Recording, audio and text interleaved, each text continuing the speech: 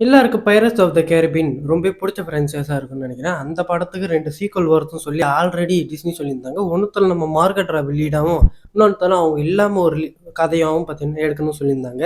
But இப்போதைக்கு ஒரு சின்ன ரிப்போர்ட்ல நம்ம வெரைட்டி சொல்லியிருக்கிறது என்னன்னா, வெல் இந்த பைரட்ஸ் ஆஃப் த கேரிபியன டோட்டலா இப்போதைக்கு ரீபூட்டா அடிக்க போறாங்களாம். ஸோ ஐ மீன் ஆல்ரெடி சொன்னாங்க பார்த்தீங்கன்னா, மார்கரெட் ராபி வச்சு லீடு, அப்புறம் தனியா ஒரு படம்ன்ட்டு. வெல் அது 2ம் வராம இப்போதைக்கு புதுசா ஃப்ரெஷ்ஷா ஸ்டார்ட் பண்ண போறாங்க. மொதலேருந்து எல்லாத்தையும் பார்த்தீங்கன்னா, கோட்டெல்லாம் அழிச்சுட்டு ஃபர்ஸ்ட்லேருந்து ஸ்டார்ட் பண்ண போறாங்க. ஸோ இது வந்து கேட்கும்போது கொஞ்சம் வருத்தமா தான் இருக்கு. பிகாஸ் இந்த படத்துல நம்ம ஜானி டெப் இருக்க மாட்டாரு. ஸோ இது ரீபூட் புதுசா பார்த்தீங்கன்னா தொடங்க போறதா இப்போதைக்கு அஃபிஷியலாவே சொல்லிட்டாங்க. ஸோ யாராவது நம்ம ஜானி டெப், ஜாக் ஸ்பேரோ திரும்ப வருவாருன்னு சொல்லி நெனச்சீங்கன்னா, வெல் இதுக்கப்புறம் அது நடக்கிறதுக்கு வாய்ப்புகள் கம்மி.